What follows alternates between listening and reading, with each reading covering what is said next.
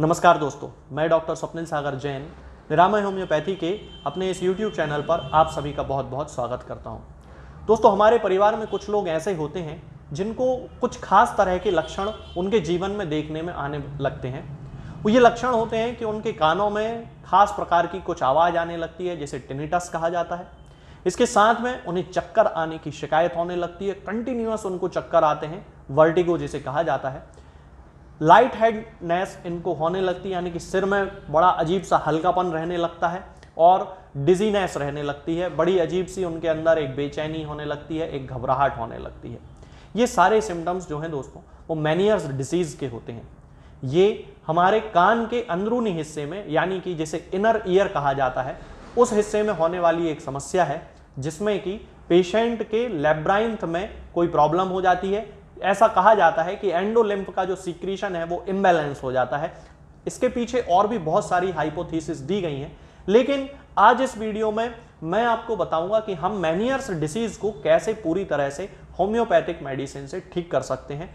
जी हाँ दोस्तों, मेनियर्स डिसीज बिल्कुल ठीक होने वाली एक कंडीशन है। होम्योपैथिक दवाइयों का उपयोग करके पेशेंट के जितने भी सिम्टम्स होते हैं उन सभी को पूरी तरह से ठीक किया जा सकता है। आज इस वीडियो में मैं उस एक खास दवा के बारे में आपसे बात करूंगा जो कि सबसे ज़्यादा कॉमनली इस केस में यूज़ की जाती है। हालांकि यहाँ पे मैं एक बात क्लियर कर देना चाहता हूँ कि और भी बहुत सारी दवाएं हैं जो कि मेनियर्स डिसीज़ के केस में यूज़ की जाती हैं। लक्षणों के आधार पर चूंकि होम्योपैथी दवाएँ काम करती हैं, तो जो लक्षण जिस मेडिसिन से मैच करता है उसके आधार पे वो दवा पेशेंट को दी जाती है।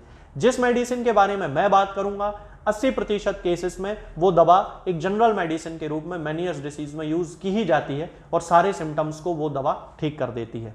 यदि हम इसके सिम्टम्स की बात करते हैं कि मेनियर्स डिसीज के प्रमुख सिम्टम क्या क्या होते हैं, तो सबसे प्रमुख सिम्टम होता है चक्कर आना। जैसा कि वीडियो की शुरुआत में ही मैं आपको बता चुका हूं कि पेशेंट को बहुत जबरदस्त चक्कर आते हैं, यानी कि वो चक्कर इस तरह के होते हैं कि कभी वो बिस्तर पे लेटा है तो चक्कर आने लगेंगे, कभी बिस्तर से उठने में चक्कर आने लगेंगे, कभी बैठे बैठे चक्कर आने लगेंगे, कभी चलते समय चक्कर आने लगेंगे। तो ये अलग अलग तरीके के सिम्टम्स होंगे। इसके साथ में व्यक्ति की हियरिंग जो पावर है, यानी कि उसकी सुनने की जो क्षमता है वो कम हो जाती है। हियरिंग लॉस उसे होने लगता है और हियरिंग लॉस होने का प्रमुख कारण होता है टिनिटस। टिनिटस के बारे में मैं ऑलरेडी एक वीडियो बना चुका हूं। टिनिटस का मतलब होता है कान में अलग अलग तरीके की आवाजें आना। कुछ लोगों को घंटी की आवाज सुनाई देती है, कुछ लोगों को सीटी की आवाज सुनाई देती है, कुछ लोगों को मधुमक्खी के जैसी आवाज, हमिंग साउंड आता है, इस तरह का साउंड होता है। कुछ लोगों को समुद्र के पानी जैसी आवाज, जैसे कि समुद्र का पानी होता है, इस तरह से आवाज आना। तो इस तरह के सिम्टम्स होते हैं, ये टिनिटस कहा जाता है। तो मेनियर्स डिसीज ओवरऑल इन सभी का एक्यूमुलेटिव फॉर्म है, यानी कि इन 3-4 सिम्टम्स को मिला के जो बीमारी है उसको मेनियर्स डिसीज कहा जाता है। ये सिम्टम कौन कौन से हैं? टिनिटस, हियरिंग लॉस, वर्टिगो और डिजीनेस। ये सारे सिम्टम्स मिला के मेनियर्स डिसीज बनता है। यदि हम इसके कारणों की बात करें तो बहुत सारी हाइपोथेसिस दी गई हैं। अभी तक इसको समझने का काम चल रहा है कि बेसिकली एक्चुअल जो रीजन है वो कौन सा है। अब हम बात करते हैं कि हम किस मेडिसिन का उपयोग जनरली इस मेनियर्स डिसीज के केस में करते हैं। तो वो मेडिसिन है दोस्तों थेरिडियन। ये मेरे पास थेरिडियन 30 पोटेंसी में है, आप लोग देख सकते हैं यदि ये यहाँ पे क्लियर हो जाता है तो। ये थेरिडियन है, 30 पोटेंसी में इसका यूज जनरली किया जाता है सिम्टम्स की इंटेंसिटी के आधार पे और केस कितना क्रॉनिक है, यानी कि लक्षण कितने तीव्र हैं, और केस यानी कि बीमारी कितनी पुरानी है, उसके आधार पे इसकी पोटेंसीज चेंज होती हैं। हमेशा 30 पोटेंसी का उपयोग नहीं करना है। इसके जो लक्षण होते हैं वो सारे लक्षण खास तौर से टिनिटस, वर्टिगो और साथ में हियरिंग लॉस, ये तीनों जो सिम्टम्स होते हैं ये थेरिडियन में पाए जाते हैं। तो थेरिडियन बहुत अच्छी मेडिसिन मानी जाती है होम्योपैथिक मेडिसिनल सिस्टम में मेनियर्स डिसीज को ठीक करने के लिए। इसके अलावा थेरिडियन के कुछ स्पेसिफिक सिम्टम भी होते हैं जो कि यदि मरीज को दिए जाते हैं तो वो उसकी एक कॉन्स्टिट्यूशनल मेडिसिन के रूप में काम करती है और केस को 100% ठीक कर देती है। ये सिम्टम होते हैं दोस्तों कि इसका जो रोगी होता है उसको आंख बंद करने पर ज्यादा चक्कर आते हैं। मेनियर्स डिसीज का भी ये एक खास सिम्टम है कि जब भी व्यक्ति बिस्तर पे जाके लेटता है, सोने की कोशिश करता है और आंख बंद जैसे ही वो करता है उसको चक्कर आना शुरू हो जाते हैं। ये मेनियर्स डिसीज का एक सिम्टम है। इसके अलावा चक्कर और भी कई प्रकार के होते हैं। तो ये थेरिडियन का भी सिम्टम है कि आंख बंद करते ही चक्कर आने लगना। होम्योपैथी में आंख बंद करके यदि किसी व्यक्ति को चक्कर आते हैं तो उसको 100% ठीक करने के लिए थेरिडियन का उपयोग किया जाता है। इसके साथ में ये जो व्यक्ति होता है, थेरिडियन का जो पेशेंट होता है, उसको शोर से बड़ी प्रॉब्लम होती है, मतलब कि छोटी से छोटी आवाज भी उसको शोर लगती है, और यदि किसी व्यक्ति ने उसके सामने कागज भी फाड़ दिया तो उसको कान में बड़ी तकलीफ होने लगती है, और छोटा सा उसने कोई शब्द भी तेज आवाज में कह दिया तो उसको बड़ी तकलीफ होने लगती है, उसको चक्कर आने लगते हैं। चक्कर आने के साथ साथ यहाँ पे व्यक्ति को नौशिया होने लगता है, उल्टी की इच्छा होने लगती है, बहुत सीवियर केसेस में उल्टी हो भी जाती है। तो ये एक बड़ा खास सिम्टम होता है।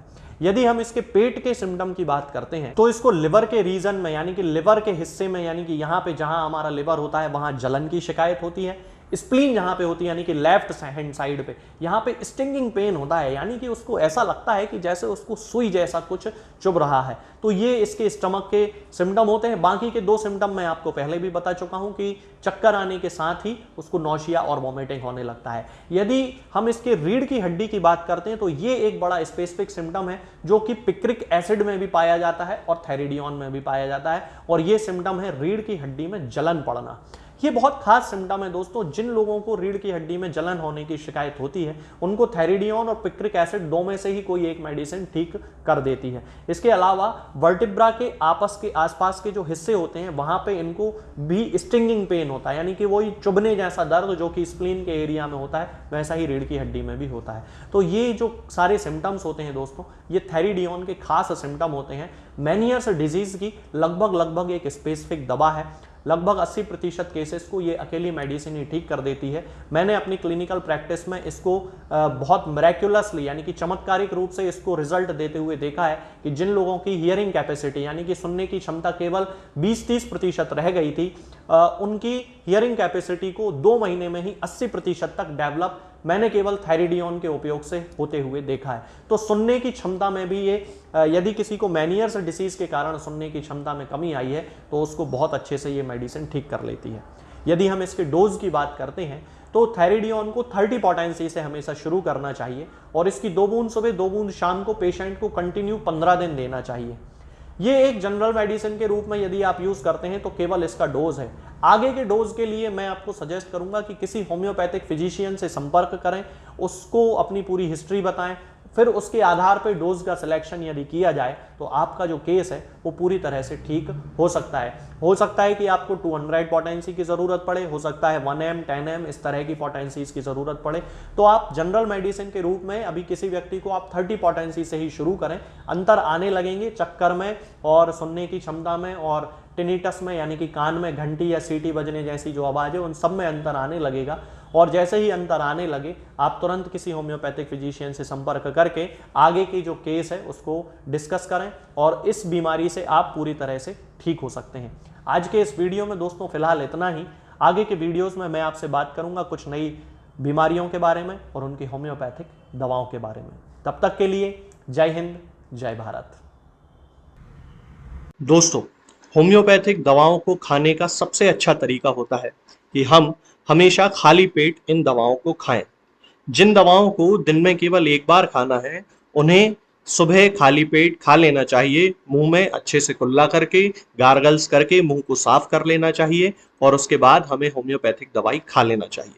जिन दवाओं को दिन में 2 बार या 3 बार या 4 बार खाना होता है उन दवाओं को खाली पेट खाने का मतलब होता है कि हम उन दवाओं को खाने के लगभग आधे घंटे पहले या फिर 2 से ढाई घंटे बाद ही खाएं, और उस स्थिति में भी हमारे मुंह में किसी भी वस्तु का, किसी भी चीज का स्वाद नहीं होना चाहिए, ना ही हमारे मुंह में किसी भी चीज की गंध होना चाहिए, जिससे कि ये होम्योपैथिक दवाएं हमारे शरीर पर बहुत अच्छे तरीके से काम कर सकती हैं।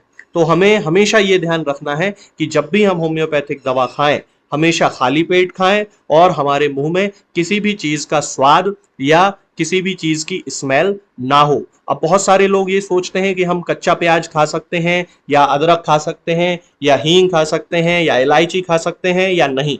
बिल्कुल, आप इन चीज़ों का इस्तेमाल कर सकते हैं। होम्योपैथिक दवाओं को खाते समय आप इन सभी चीज़ों को बड़ी आसानी से खा सकते हैं। बस याद ये रखना है कि जब भी आप होम्योपैथिक दवा खाएं, इनमें से किसी भी वस्तु का, किसी भी चीज़ का स्वाद आपके मुंह में ना हो।